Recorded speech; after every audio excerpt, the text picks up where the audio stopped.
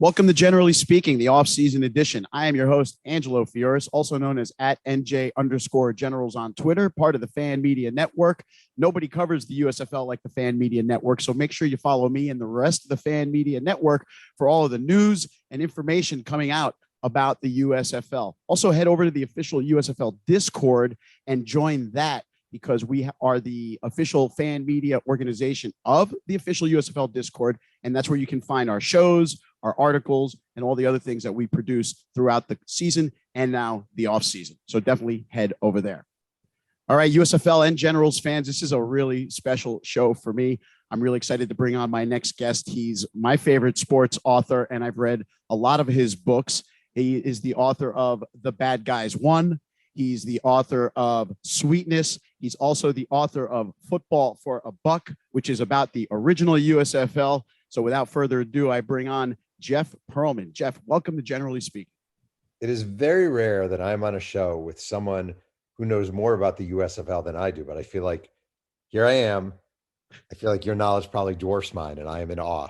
I don't know about that, Jeff. I will come into this conversation saying that we are likely on a par, but you've got an edge on me, because I thought I knew everything about the league, but then when I read Football for a Buck, and I sent you a note after I read the book when it came out, where did you uncover some of these stories? Because I thought I really did know everything. And then, every chapter revealed something else that I wasn't aware of. So kudos to you for digging as deep as you did.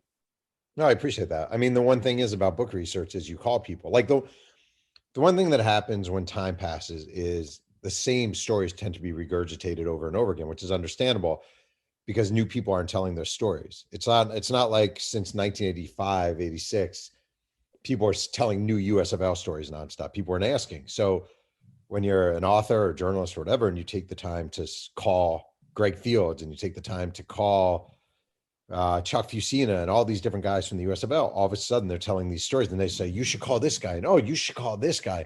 And then you're not just calling the stars, you're calling offensive linemen, and you're calling assistant coaches, and you're calling cheerleaders, and you're calling, and then you build up this huge database of stuff that's never been told. And that's when you learn. And that is when you learn that a member of the San Antonio Gunslingers had his penis slammed in a trunk and had to be put on the IR. With a groin injury. Groin injury. Literally a literal groin injury. His penis was slammed in a trunk. That is an unbelievable story, and probably my favorite one from the off the field antics that took place. One of the wild characters of the original USFL to me was John Corker, who was just, his own man. He marched to his own drum, but was still just a beast on the field. Oh yeah. So Michigan Panthers had been a Pittsburgh Steeler, was a gifted player in the Jack Lambert way. A guy is gifted, like could have been that level, had drug problems. My favorite story, I think, or the one that pops in my head, it's been a while, was he and Bobby Hebert have to drive somewhere to make an appearance.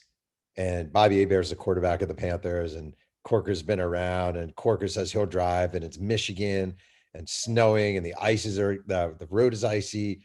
And Hebert just described this ride from hell where Corker's smoking a joint, driving the car, skidding all over the road. Hebert thinks he's going to die about 17 different times.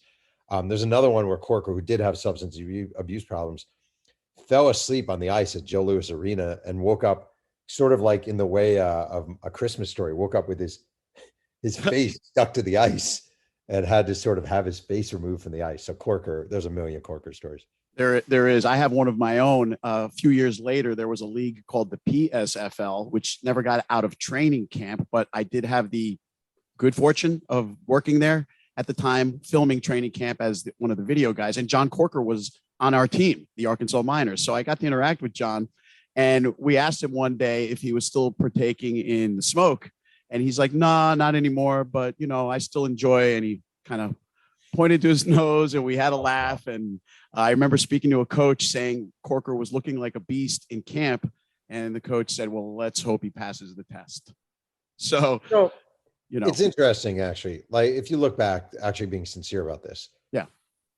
Nowadays, marijuana, no big deal. It's legal in a lot of places. It should be legal. I don't even smoke, but I just think it should be legal, obviously, blah, blah, blah. And so many players were demonized. So many guys, so many pro athletes were demonized for smoking marijuana. And it really sucks because you're playing a physically violent game. Your body is getting decimated. Your mind is getting decimated. And I think for a lot of those guys who are, facing the criminalization of marijuana, it could have really made their lives a lot easier and should have made their lives a lot easier. I'm not saying cocaine, but it is interesting how many players were suspended through the years in baseball and football and basketball for a drug that should have been legal the whole time. Right. And at least now the attitudes are changing towards it, and athletes can now be at least have the choice if they want to help them with alleviate some of the symptoms of getting around. And it doesn't label you anymore. Like, that's the thing that really bothered me. I think there was a lot of judgment, especially against African-American athletes, if we're being honest, who, oh, he's a druggie and he's from the streets and now he's using drugs and blah, blah, blah. And he's a bad guy. And meanwhile, we would write about I'm talking about literally reading the pages of SI and then writing there. We'd write about some white Christian athlete and we'd say, he's the kind of guy who goes to church every Sunday. And meanwhile, we're juxtaposing him with the guy who smokes pot. Like, pot is, like licking the devil's boots. It's right. It's a really poor look for old sports writing. Yeah. And at least the attitudes have changed now and things are different regarding that. So the old USFL, who was your favorite team?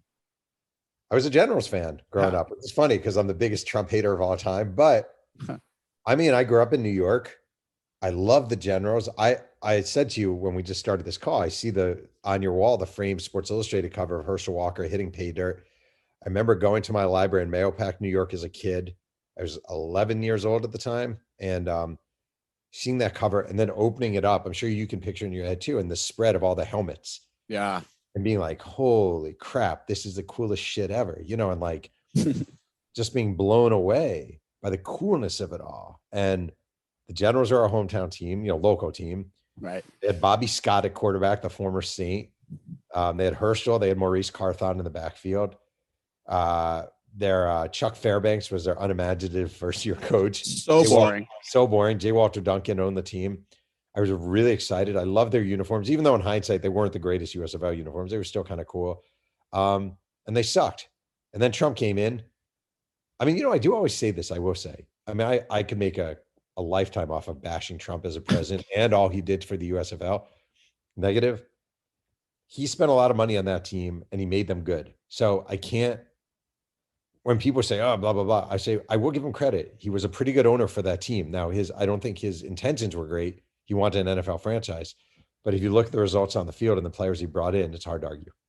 Hey, they went from 6-12 and, like you said, unimaginative and boring to 14-4 in that second year with Walt Michaels as the head coach. So things turned around very quickly with that influx of talent from the NFL, like Barbaro and Lapham and Brian Sipe and some of the other guys.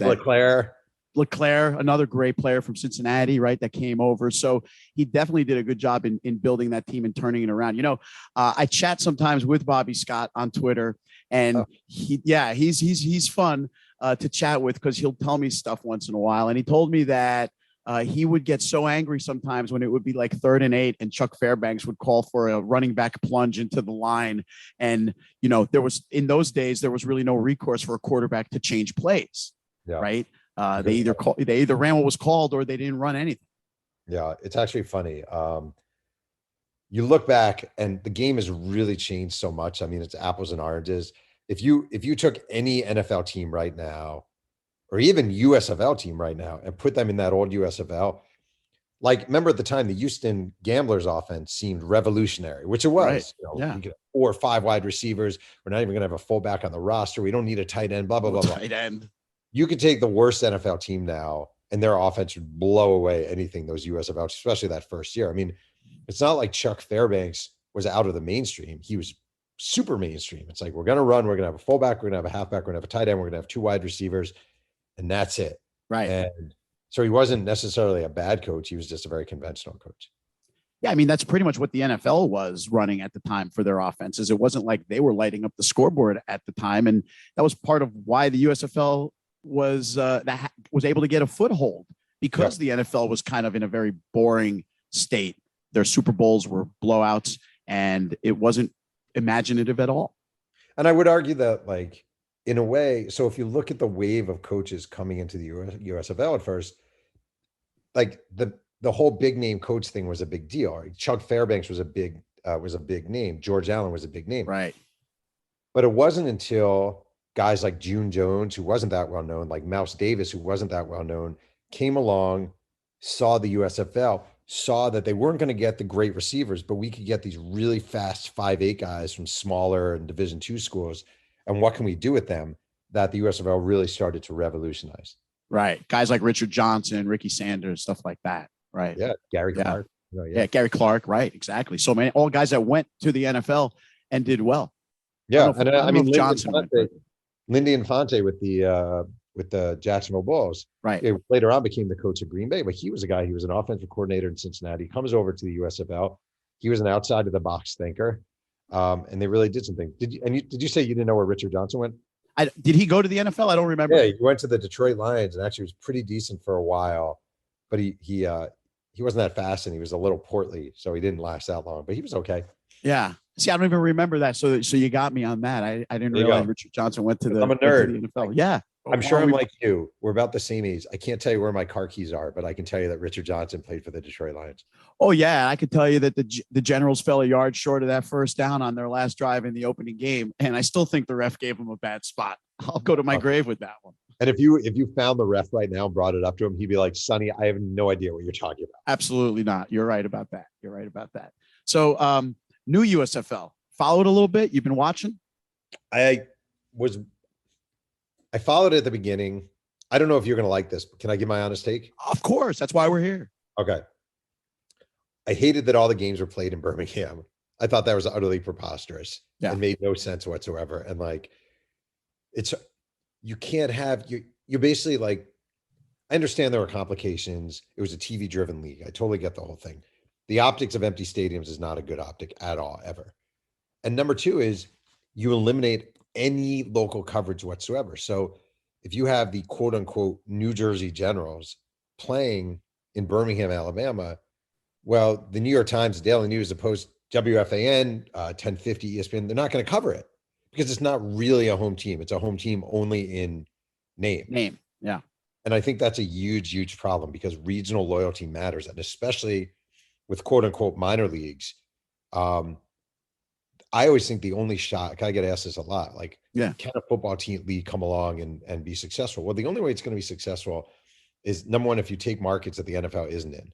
Like, I think mid-level cities are uber important, and the only way to do it, I think you have a team in Portland, Oregon, you have a team in Memphis, Tennessee, you have a team in White Plains, New York, you have a team in Omaha, Nebraska. Like, I think if you do that, and I do think the original USFL idea of taking the local players and having them on those teams is a very smart idea. So you draw regional fan interest. Right. This just felt, and I hated the, and this might me being 100 years old. I really didn't like the drone camera angles. I thought the idea was revolutionary and fun. I thought the execution was dizzying and annoying. Yeah. So I don't know.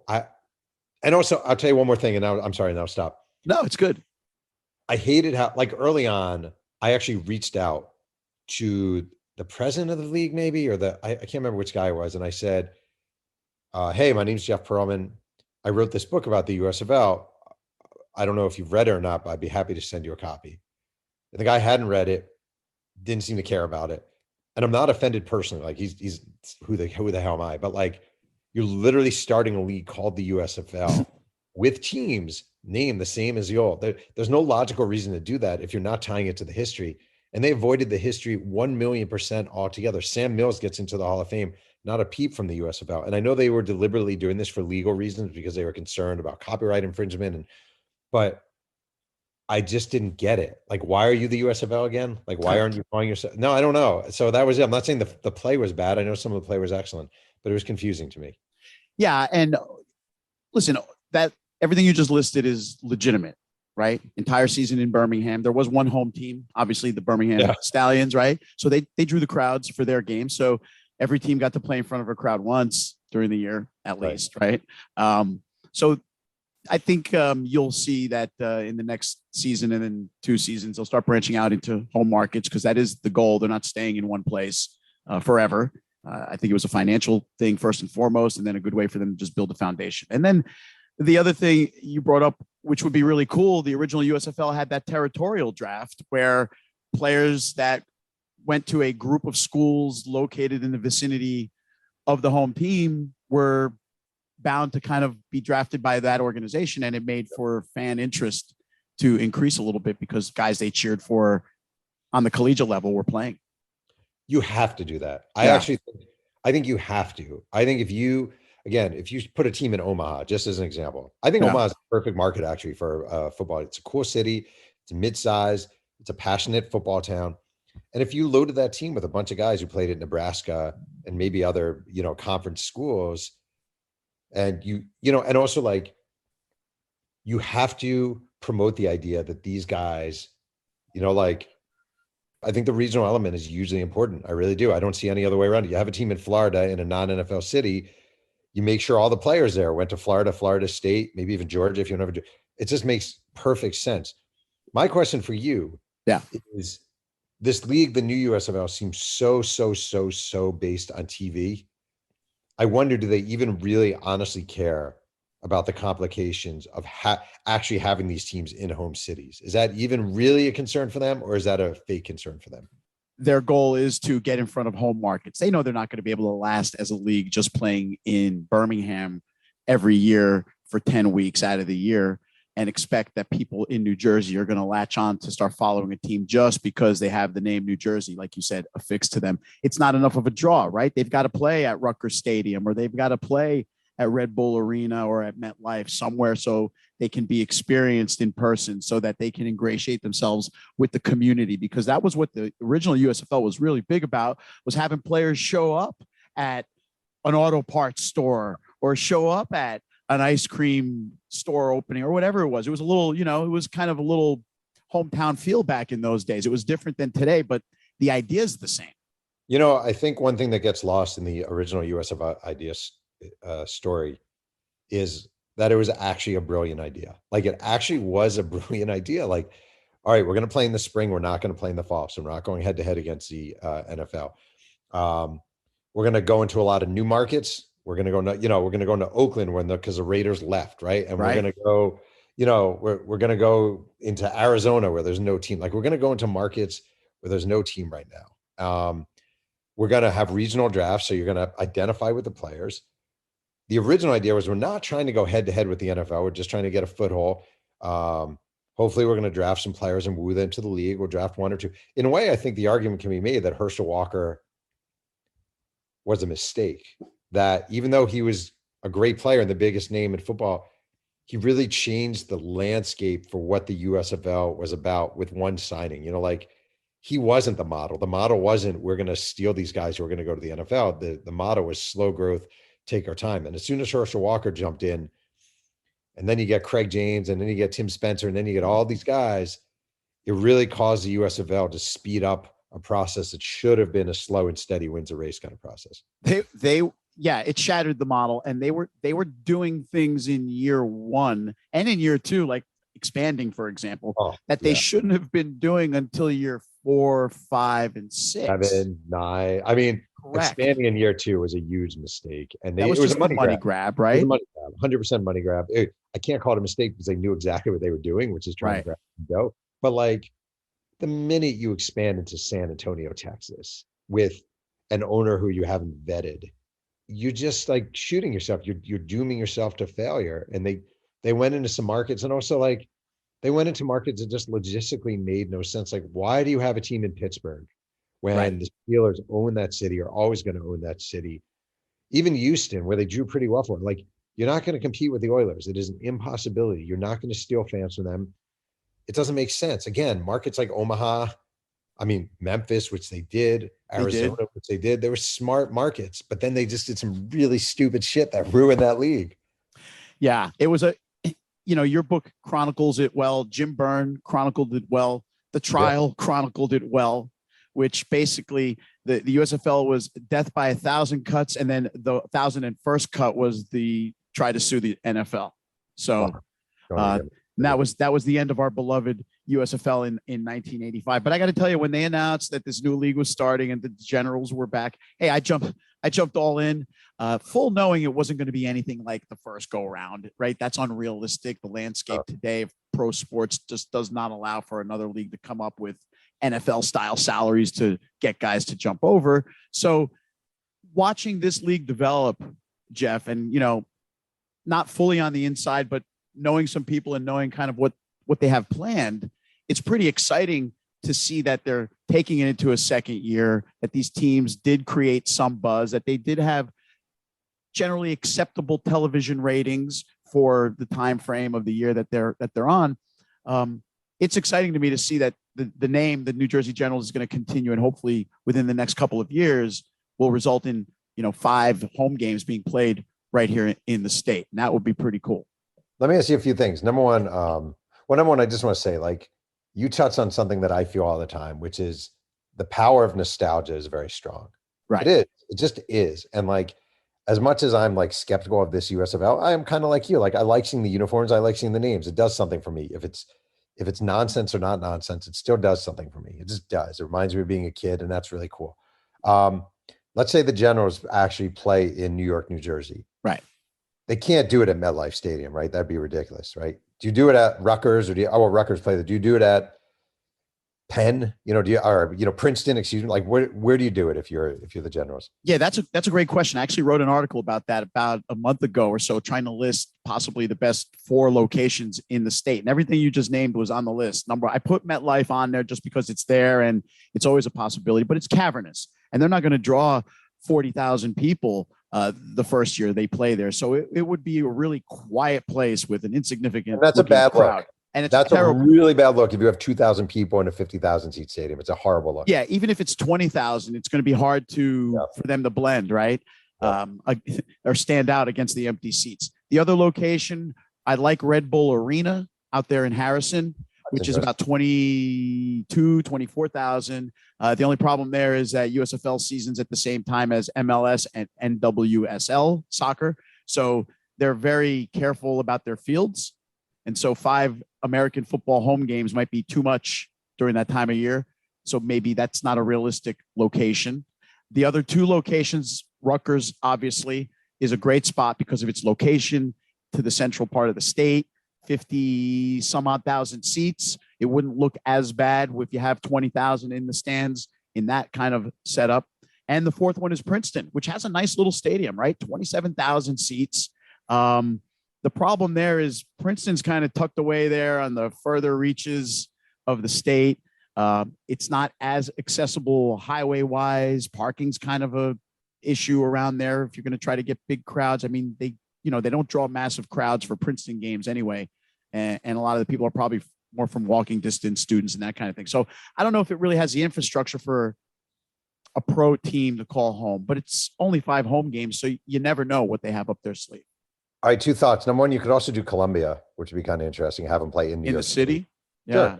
Sure. Which isn't a horrible idea, And then the other is the one thing about having a TV network that vested in your league is you could really just, it's cheap, it's a stunt, but you load up one side of the stadium with fans and you just really show that side of the stadium, which is an old trick. Been done, right? Yeah. Different leagues have done, and it kind of works. It's kind of silly, but you do what you got to do. Yeah.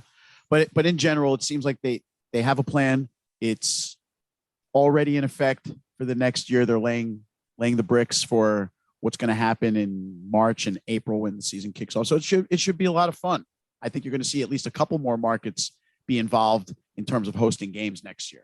I mean, at the end of the day, honest to God, like more than anything, it's jobs. Like it's jobs for football players, and it's hard for me to root against ultimately like employing people. So, and people being able to live out their dream, even if it's not their dream, it's a dream to play professional football. And I think that's cool. And so hopefully it works out. And it has been cool. I've had the opportunity to speak to a lot of Generals players, especially this new wave of free agents that they've been signing since the season ended. And these are all young guys that are just hungry for opportunity, and they just want to play ball, and they want to show the world that they have skills worthy of getting a look at the next level. And they're just a bunch of hard workers, man, and they deserve these chances. And I'm rooting for every one of them, whether they're on the Generals or the Stars or the Panthers or whatever. This league is very much like the old USFL was, Jeff. If you remember, you kind of rooted for all the teams in a weird way. You cared about all of them in one form or other, because of the personalities or the players or just because it was so new, how could you dislike anybody there? And I so, don't. All right, wait. I have the Generals roster in front of me, and this is what I love. I'm not going to name the names, but like, here's a list of colleges just in alphabetical order of some players. yeah, Like Florida A&M, Western Kentucky, Charlotte, Elizabeth City State, Towson, Michigan State, Texas Southern. Like, that's what I really do love is that guy, because I went to Delaware, right? I love seeing guys from schools like that getting shots. right.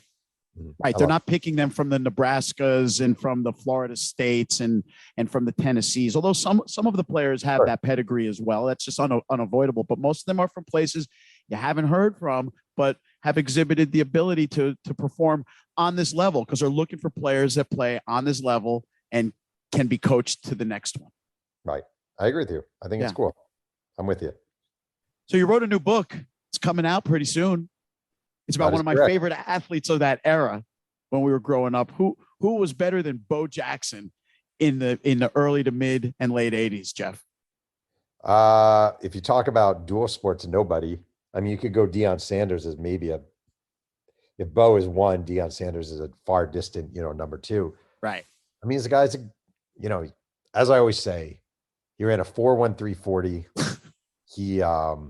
He never lifted weights. He played two sports. He's the only guy to ever be a Pro Bowler and an All-Star in Major League Baseball and Pro Bowl. He, in his first Major League at bat, this is actually something I love. His first Major League at bat happened September 2nd, 1986, Kansas City Royals, Chicago White Sox, Steve Carlton, 321 game winner, future Hall of Famer on the mound. Bo hits a grounder to second, beats it out. He's clocked running 3.6 to first, which is the second fastest time ever for a right-handed hitter. It's his first at bat.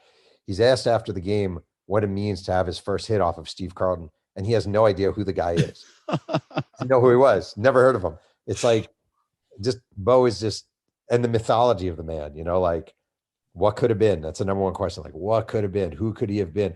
If he wound up Herschel Walker, it's not nearly as interesting. The fact that we don't know what would have happened adds to the mythology of it all. Yeah, I mean, and that's the title of your book, The Last Folk Hero, The Life and Myth of Bo Jackson. And the myth is the part we never got to see, right? After that injury in that playoff game against Cincinnati, I think it was 1990. 91. All right, 90 season, I think 90 calendar year, 1991, right?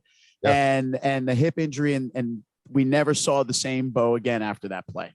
It's actually interesting you say that about the myth because I think of it somewhat differently, but that makes sense too. I think the myth is there's so many things that he did that weren't recorded because, it's the pre-cell phone era. So like there's this mythology about him. Like I opened the book when he was at the Chicago White Sox, the team's plane caught on fire and they were flying back from California. And a bunch of guys told me the plane's on fire and Bo Jackson's in the cockpit. And all of a sudden the door of the cockpit opens and Bo Jackson comes marching out. And he's like, everything's going to be okay, guys. Everything's going to be okay. Guys, players are freaking out. There's flames at the side of the plane. We're going to be okay. We're going to be, everyone take your seats. And people said it was the most heroic thing they ever saw. But then I talked to some other guys who said, no. Bo is sitting in the main cabin. The plane catches on fire. Bo runs up to help them in the cockpit.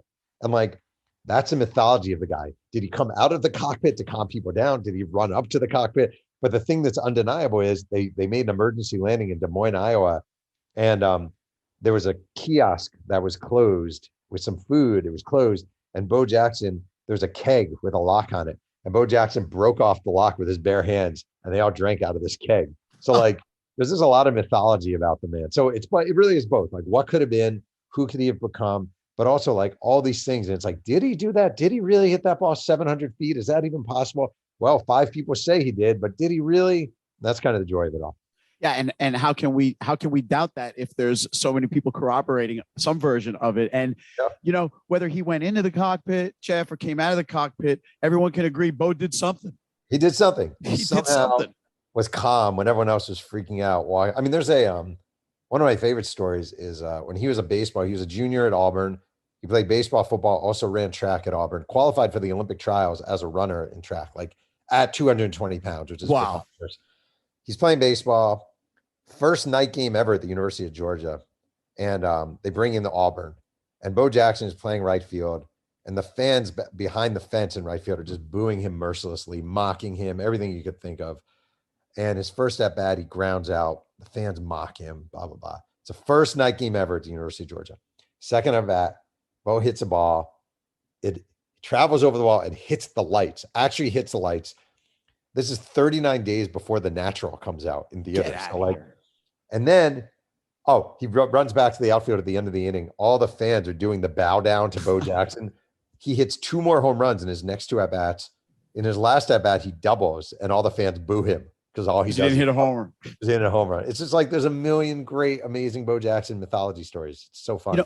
And he was just one of a kind in that era where he stood out when he was at Auburn, just from a football standpoint. It was appointment television every week to watch the Auburn game, wherever it was televised. And then you had that incredibly close Heisman race with Chuck Long from Iowa. Wait, did you have to look that up, or do you know that? No, I don't look things up, Jeff. Man, you and I need to get a life. You and I are the 2 guys who need to get a life. The closest Heisman race, right? We do need lives. And I think they were separate. Who was third? Wasn't it Gordy Lockbaum? No, it was Robbie Bosco. Robbie Bosco third. From BYU. Right. Robbie Bosco from BYU, the national champs that year. No, they were not that year. 85 national champs. Were they? Yeah, 11-0, Robbie Bosco. All right, I apologize. Good work. That's all right. Nice job. We're on and we're off here, but this is good, right? This is really good stuff. So, Bo was a guy who he wins that razor thin close margin over Chuck Long. And, as close as they were in that Heisman race, they couldn't have more disparate NFL careers, even as short as Bo's was. It was probably still longer than Chuck Long's. Yeah. It's funny. I interviewed Chuck for this. The 3 guys invited to the Heisman ceremony that were Bo, Chuck Long, Lorenzo White from Michigan State. Right. And it was narrow. It was a razor thin margin between Long and Bo. Chuck Long told me he didn't have his speech written, and he's going up in the elevator, and his girlfriend, who's now his wife, says, you probably should have something written in case you win. And he's like, I don't know. And she's like, really, you should. And he's scribbling down on a napkin. He writes this all down. And Bo wins, and Lorenzo White for years has said he and Chuck Long split the vote from the conference. And if Lorenzo White hadn't had such a good year, Chuck Long probably wins that Heisman Trophy. And I think he does. And the other thing that's interesting about that Heisman vote is during that season, I'm sure you remember this because you seem just like me, Sports Illustrated ran a cover, and there was 3 guys on the cover. It was Bo Jackson in the little box, Chuck Long in the little box, and Joe Dudek of Plymouth State with a check next to Dudek. And it said, hand him the Heisman. And it made the argument why Joe Dudek of Division III Plymouth State should win the Heisman Trophy. And basically the article mocked Bo Jackson for being soft and injury prone and not playing hard. And it really, in hindsight, I didn't realize this at the time, was kind of disgusting. It was kind of like, here's the white scrappy guy at the New England school who plays hard and he had to be taken off the field in an ambulance. And here's the African-American gifted athlete who doesn't have the heart, blah, blah, blah, blah, blah. And, but it had an impact. And Dudek, Division III Plymouth State, wound up placing 9th in the Heisman vote that year. So all because of that. Oh, 100%. He wouldn't have gotten a single vote if not for the Sports Illustrated cover. And Dudek wound up playing as a replacement guy in the NFL and is a wonderful guy, but like he didn't deserve the Heisman. I mean, it's utterly preposterous. No, or even to be considered. Like he took someone else's 9th place position in that vote, And also like put Bo Jackson on a Division III school in 1985, and he probably runs for 7,000 yards. Right. Not exaggerating. He actually probably runs for 7,000 yards. No, that's not an exaggeration. I mean, he was that unbelievably unstoppable, right? But, it goes back to what you mentioned, Jeff, that there was that not so veiled racism, which was very commonplace, especially in sports, whether it was coming from organizations like, blacks can't play quarterback, that crap, which was going on all the way into the 80s until Doug Williams finally shut everybody up.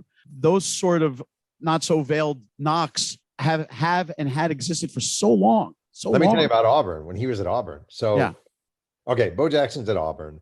Head coach is Pat Dye. Pat Dye's a decent guy. He's from the South, but he's open-minded for that era and for who he was. But African-American football players were allowed to date white women. However, no one could know about it. Like it was made very clear. You can't be seen with your white girlfriend. You can't be walking around. And all the athletes lived in a dormitory. Sewell Hall was the athletic dormitory at Auburn. And there was one year they were doing construction on the dormitory, and all the athletes were placed in trailers outside the town. And I interviewed, he died actually a few months ago, but Lionel James. Do you remember Lionel James? Little Train. Sure. Absolutely. You're the guy, I'm telling you. And Yeah, you're the first guy when I'm like, remember Lionel James, and you get these blank looks. I knew you would know. San Diego Chargers. Right. And he played with Bo at Auburn, and he told me he died tragically. He's a wonderful, wonderful guy. It sucks he died. He told me Bo, Lionel, and another teammate were put in a trailer. And Pat Dye said, I know you guys are dating white women. It's fine. It's your right. I'm going to put your trailer far away from campus so people are unaware of this. When Bo was at Auburn, there was a fraternity that had something called the Old South Festival. And what it was, they'd have a parade. And in the parade, all the members of the fraternity would dress up in Civil War outfits, soldier outfits, ride horses down the street. Their girlfriends would dress up in these antebellum dresses, and they would hire local African-American kids to be slaves. Unreal. That is how messed up it was. And the interesting thing is, when he was at Auburn, like, the players, black and white, were in a cocoon, basically. They all lived in the athletic dorm. They were fed shrimp and lobster and blah, blah, blah, and steak. So, like, I interviewed one of the girlfriends of one of the players, and she said she used to say to her boyfriend, who was African-American, she'd be like, you don't know what it's like to be black here at Auburn. He's like, no, I know what it's like. She's like, no, you don't know what it's like. If you were a black student at Auburn, you basically went to Tuskegee on weekends to go party because you weren't hanging out with white students. You weren't really welcome in white clubs. Because this is really divided world. And it's funny, Lionel James said this to me. He said, I didn't really think of it at the time, but like he said, there was a game against Florida where he said he broke every finger on his hand. And he thought later, he's like, do you guys really love me when you're cheering for me? Or am I just the N-word with a football? Wow. And I think a lot of these guys were. I don't think parents wanted their daughters dating them. They certainly didn't want them marrying them. They probably didn't want them socializing with them. As long as you carry the football and do a great job, we love you, but don't date our daughters. It was a gross period, man. It really was. Yeah. I've heard a couple tales. I won't repeat the stories, but I had a friend or two that played college football during that time and experienced one or two incidences in the Deep South that are similar to what you described, and even a little bit worse. And these were the norm in those days. And a lot of it wasn't questioned. There was I wrote Walter Payton's biography. It's called Sweetness. I love it. Thank you. And there was a term that they used to use. Now, Walter Payton was, 8 years before 10 years before Bo Jackson. But the term they'd use is give the ball to Leroy, or just give the ball to Leroy. And what it basically meant was just give the black guy the ball. Like, stop complaining about him being here. Don't just give the ball to Leroy. And it's so freaking disgusting and disturbing that they just saw these guys as chattel and pieces of meat and didn't care one iota about them and didn't want them in the classrooms and didn't want them dating their daughters. But hey, they can get us a win on Sunday against Ole Miss. So, and there's a lot of disturbing, messed up stuff, man. Yeah. Yeah. Well, it's unfortunate, but it's a real part of the game and the sport and the history, and it's got to be talked about so people can understand it, so we don't repeat crap like that. I agree 100%. For sure. For sure. Something I was thinking about Bo. Okay. Obviously, it couldn't have been done because he played baseball during the spring, but I always felt like he was exactly the kind of personality, exactly the kind of athlete that would have been perfect for the USFL in 85, 86, 87, if there was a USFL in those days. And obviously, if Bo wasn't necessarily playing baseball. Birmingham Stallions approached him and made him a silent offer that he turned down. And this was when the USFL was really starting to crumble. So it wasn't, well, they actually made the offer in 84. It was 84 when he was a junior that they made the offer. And I guess at the time you could still say it was kind of viable. Stallions had Joe Cribbs already, another Auburn running back. Yeah.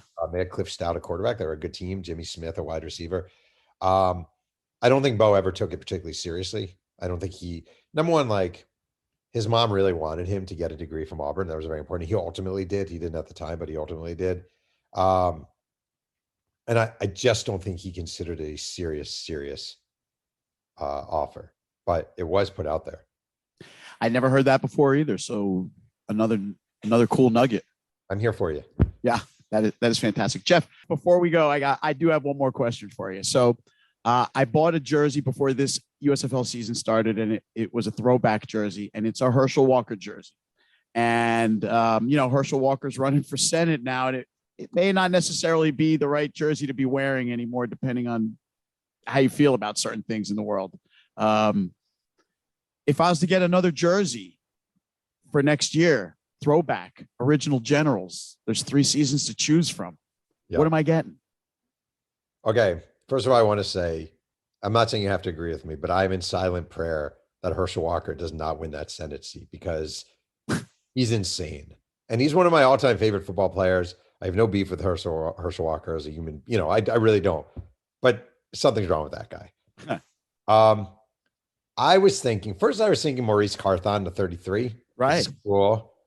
But then I thought, he was also a Giant. Maybe that's not. Okay. I think you got to go 26, Gary Barbaro. Ooh, that's a good one. Barbaro was great. Came up from Kansas City. It was a very important addition.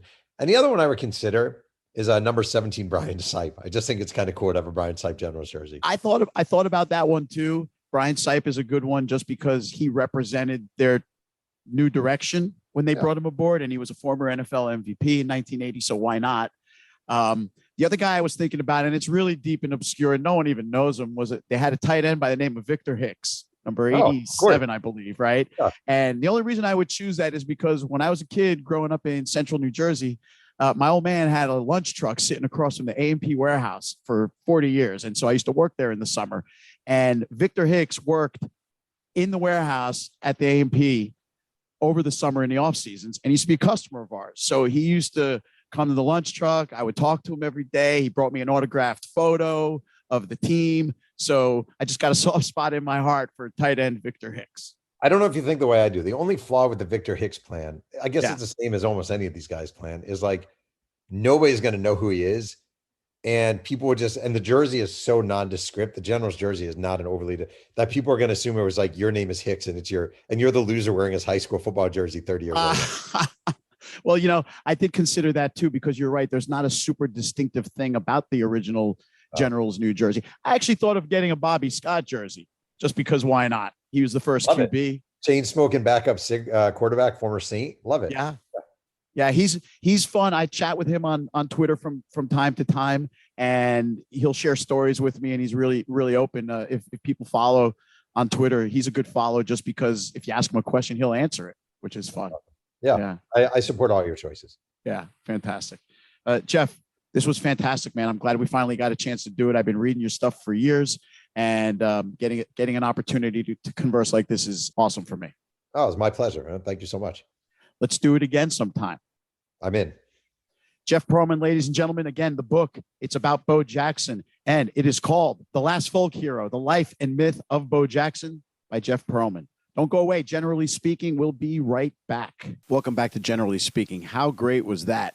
Jeff Pearlman was a fantastic guest. The guy thinks I know more than him about the USFL when it's exactly the other way around. But it's still a great compliment when someone of that stature tells you that he respects your knowledge. So that was pretty cool for me. This is a guy I've been reading since his SI days, actually, and I have read a bunch of his books. And I've pre-ordered this Bo Jackson book, and I'm really looking forward to receiving that on the day that it comes out. That is it for this edition of Generally Speaking. Make sure you keep an eye out for my next show, because it's going to have another great guest. I promise it's going to be a fun one, so look out for that. Also, make sure that you follow me and the rest of the Fan Media Network. We cover the USFL like nobody else. As we like to say, we've got our finger on the pulse of the USFL. See you next time.